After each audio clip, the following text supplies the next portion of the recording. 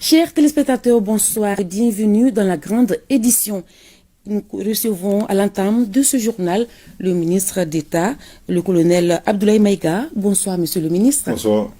Avec vous, la lecture de deux communiqués du gouvernement. Merci. Au nom de nos plus hautes autorités, j'ai l'insigne honneur de donner lecture de deux communiqués dont les teneurs suivent.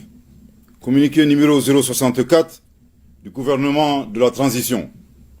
Le gouvernement de la transition constate avec une vive préoccupation une multiplication d'actes inamicaux, de cas d'hostilité et d'ingérence dans les affaires intérieures du Mali par les autorités de la République algérienne, démocratique et populaire.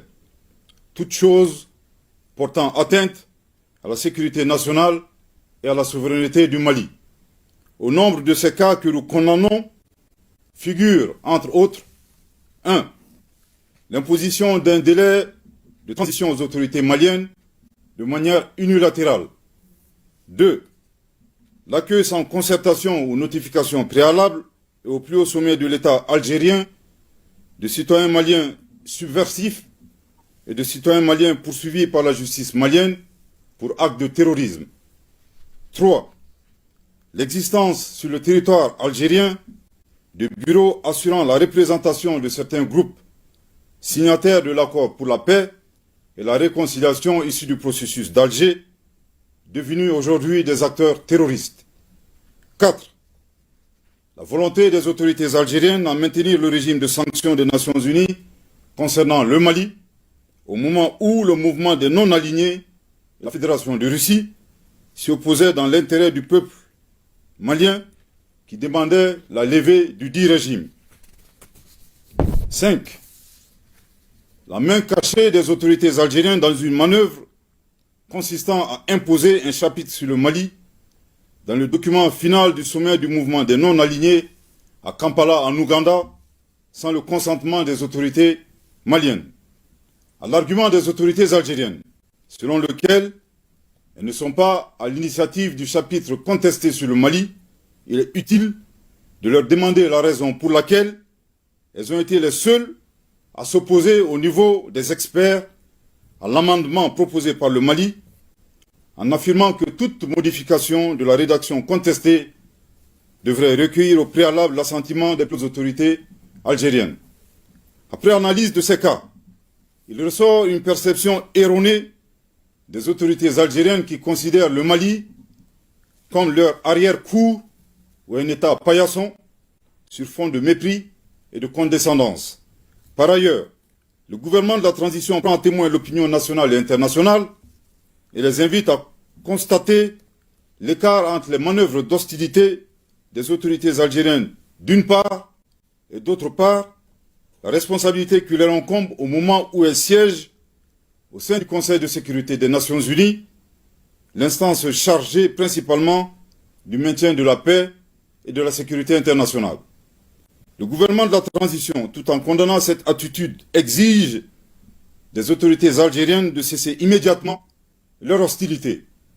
En outre, les relations de bon voisinage exigent des comportements responsables qui doivent être guidés par le sens de l'empathie et le respect mutuel.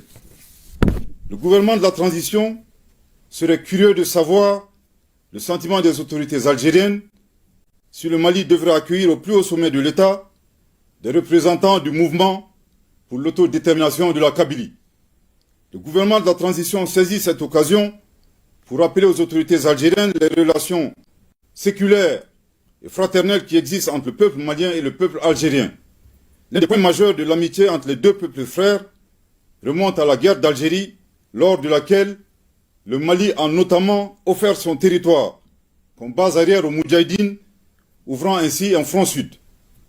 Participer aux affrontements armés contre le colonisateur français en déployant des combattants maliens aux côtés des Moudjahidines sur le territoire algérien pour défendre la liberté et la dignité des Algériens.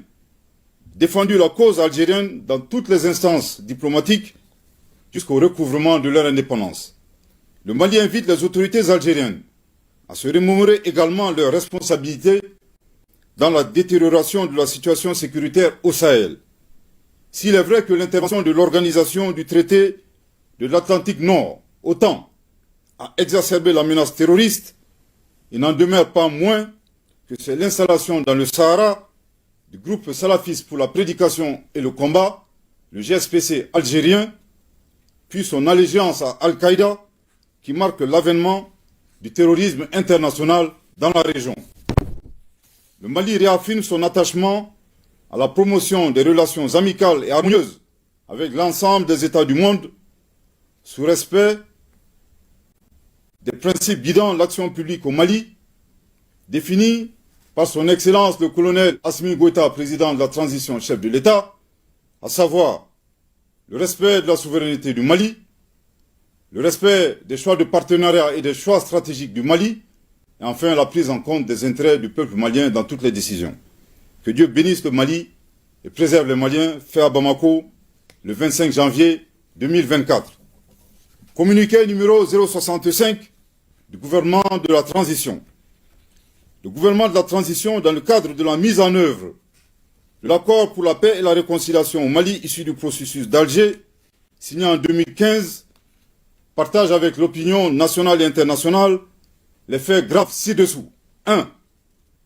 Le changement de posture de certains groupes signataires de l'accord pour la paix et la réconciliation au Mali, issu du processus d'Alger, devenus des acteurs terroristes et poursuivis par la justice malienne, après avoir commis et revendiqué des actes terroristes. 2. L'incapacité de la médiation internationale à assurer le respect des obligations incombant aux groupes armés signataires, malgré les plaintes formulées par le gouvernement de la transition à travers la lettre du ministre de la Réconciliation, de la Paix et de la Cohésion nationale, chargé de l'accord pour la paix et la réconciliation nationale, en date du 24 février 2023, adressé aux autorités de la République algérienne, démocratique et populaire, chef de file de la médiation internationale. 3. Les actes d'hostilité et d'instrumentalisation de l'accord de la part des autorités algériennes, dont le pays est le chef de file de la médiation internationale, tel que mentionné dans le communiqué numéro 064 du 25 janvier 2024 du gouvernement de la transition. Au regard de ces faits suffisamment graves précités, le gouvernement de la transition constate l'inapplicabilité absolue de l'accord pour la paix et la réconciliation au Mali issu du processus d'Alger, signé en 2015, et par conséquent annonce sa fin avec effet immédiat. Je répète, au regard de ces faits suffisamment graves précités, le gouvernement de la transition constate l'inapplicabilité absolue de l'accord pour la paix et la réconciliation au Mali, issu du processus d'Alger, signé en 2015, et par conséquent annonce sa fin avec effet immédiat. Je répète pour une dernière fois. Au regard de ces faits suffisamment graves précités, le gouvernement de la transition constate l'inapplicabilité absolue de l'accord pour la paix et la réconciliation au Mali, issu du processus d'Alger, signé en 2015, et par conséquent annonce sa fin avec effet immédiat. Le gouvernement de la transition rassure de sa volonté à œuvrer pour le règlement pacifique de la crise malienne en tirant les enseignements des accords précédents et en consolidant leurs acquis. En outre, il invite tous les groupes signataires du caduc accord de paix, non impliqués dans le terrorisme, ainsi que les partenaires du Mali, à s'inscrire dans l'esprit du dialogue direct intermalien, ouvert à tous nos compatriotes, épris de paix et de justice, annoncé par son Excellence, le colonel Assimi Goïta, président de la transition, chef de l'État, le 31 décembre 2023. Le gouvernement de la transition saisit cette occasion pour appeler les Maliens à renforcer la cohésion nationale et à promouvoir le dialogue et la paix. Que Dieu bénisse le Mali et préserve les Maliens, fait à Bamako le 25 janvier 2024. Merci de votre